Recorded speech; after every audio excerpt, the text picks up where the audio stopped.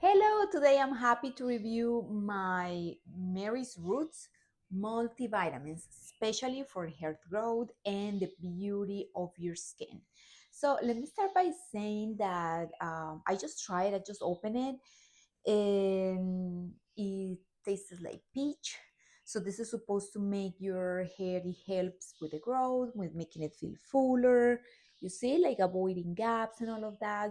And also like if fine lines or wrinkles, we don't want those, of course. So there's plenty here. Only you need 1 tablespoon that I want to demonstrate right now. So I just I just have it here for the purpose of showing it to you. It's very thick. So you want to add this as a topping or in your beverage. In this case, I have water, but see how thick it is. It's not like super liquid. Just keep that in mind if you want to, like for example, do a shake in the morning. This is a favorite. This is one of my favorite things to add on. Not only because the taste is great, but also because all the things that it supports. So as you can see, it doesn't taste bad at all. It tastes just like peach.